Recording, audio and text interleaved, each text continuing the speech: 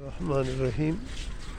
دا وګورئ دا جنت البقیع ده، دا د اصحابو مقبره ده او تاسو کتلی شئ چې څنګه کچه کچه قبرونه دي، دې باندې نه کاڼې شته نه سنگ مرمر شته او بالکل د ځمکې نه بس تقریبا 1 فوټ په فاصله کې دي او ټول قبرونه یو رنګې دي. دا هغه عظیم هستیانې دي چې د چا په وجه باندې اسلام چې دی ترقي کړې ده، اسلام پوره دنیا ته رسېدلی دی.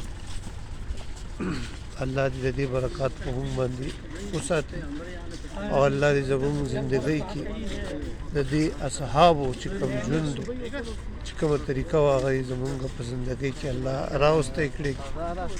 دې کې د ډېر اصحابو قبرونه دي او دلته چې سړی راشي نو زموږ دا ملګري د ایمان چې دی تاسو بالکل دا وګوره مسجد نبي سره دا جنت البقیع ده.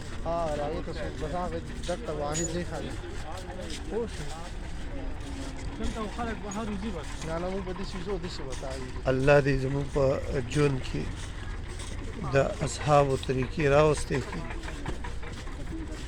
دا وګورئ څومره مزیدار منظر دی. الله دې دا ټول د دې چې کوم څومره صحابه دي د دې درجات دې الله بلند کړي او دې نه خو الله تعالی راضي دی ځکه چې مونږ صحابه نومونه رضي الله عنهم ورسره هم وایو